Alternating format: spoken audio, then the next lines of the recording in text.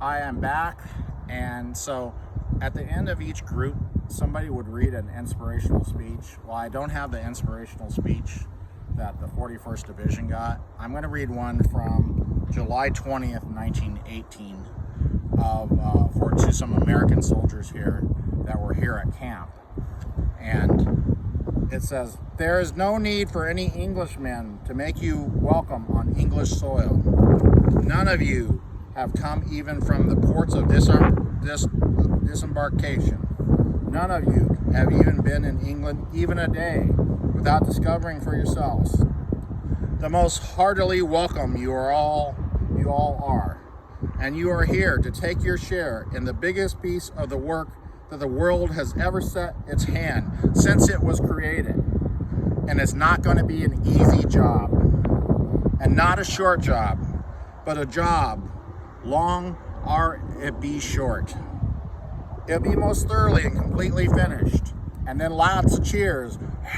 The men all yell and cheers. Nobody wants the world to be troubled again, or pretext or other with similar inconvenience. And then all the soldiers laugh. "You have heard a great deal, and you are beginning to realize a little as what is meant by the cost and sacrifice of war. But even this war is not without its compensations. In spite of all the loss in the past, in spite of all the loss to come, there is something gained. And as I see fit, the gain, the immense and outstanding gain, by common endurance, common knowledge, and by pain shared together, the decent-minded, kindly, and clean-thinking people of the earth." And then lots of cheers again from the soldiers.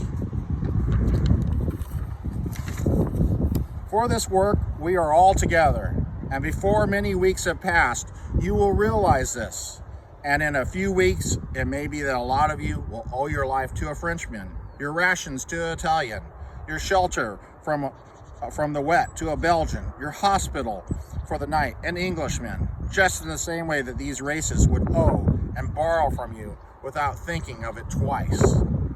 And when individuals come to know and to understand each other through the daily tests of life and death, surely God, it will not be long before the nations themselves, the Christian, the kindly nations of the earth, will be united, in spite of the little differences that in the old days we used to think vital. This is not an occasion when we will say very much, perhaps because we feel so deeply. Will you just allow me to wish you Godspeed in your work, and God bring you home again." Loud cheers. And that was a speech from July 20th, 1918, posted in the Times. And so I liked how he talked about all the nations coming together, and that includes our tribal nation. There were multiple tribal nations. There were over 20 tribal nations eventually represented in the 1st Division, and tons more represented in World War I. And our Standing Rock Sioux, our Dakota, Lakota, they were proudly represented along with their Arikara friends in this 164th Infantry. And so I just want to take a moment to think about Albert and Richard and all the other guys here.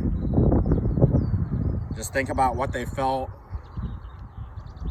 They're smoking some cigarettes possibly, having a few drinks at the YMCA, writing letters home, thinking about their families, maybe nervous, maybe looking forward to contributing to do their part. They didn't know everything that was to come, but what they did know is that they were strong, they were brave, and these men were heroes. And Albert Grass and Richard Blue Earth would eventually make that ultimate sacrifice. And this is one of the stops that started that. With that, I'll thank you.